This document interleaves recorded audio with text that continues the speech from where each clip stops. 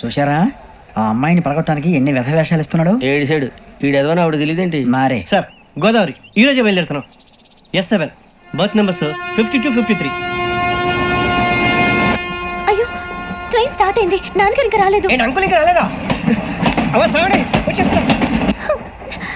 కంగారు పడకండి, ఇలాంటప్పుడు షార్ప్గా ఆలోచించాలి. ఒక నిమిషం.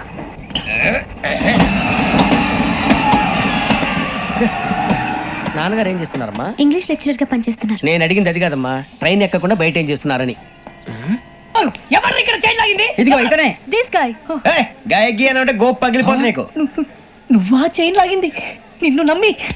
నాగరాజు గారు నేనేదో మీ పెళ్ళ మెళ్ళ గురిసిలాగినట్టు ఫీల్ అవుతారు ఏంటండి? ఆ పెద్దని బయట ఉండిపోయాడు కాబట్టి చైన్ లాగాల్సి వచ్చింది సార్. సార్ మా నాన్న కోసమే చైన్ లాగారు. ఎవరి కోసం చైన్ లాగినా ఫైన్ కట్టాల్సింది, లేకుంటే నేను కట్టాల్సి వస్తుంది. అది కాదు సార్. శ్రావణి గారు ఏదో షార్ప్ గా ఆలోచించి నేను లాగేశాను. నేను కడతాను కదా. నేను కడతాను. నేను కడతాను సార్. మీరెందుకంటే కంగారు పడతారు? కడతా అన్నాడుగా కట్టమండి. ఒక్క గారు ప్లీజ్. అది కాదండి పాపం. నువ్వు ఊరుకోమ్మా. పాపం పాపం అంటావంటే ఇప్పుడు చైన్ లాగాడు, రాత్రి మెళ్ళ గొలుసులు అవుతాడు. Who is responsible for that? ఎవరు రెస్పాన్సిబిలిటీ? నా వల్ల ఎవరు నష్టపోకూడదు నాగరాజు గారు, తీసుకోండి. డ్యూటీ కోసం తప్పదు మై డియర్ ఫ్యాన్.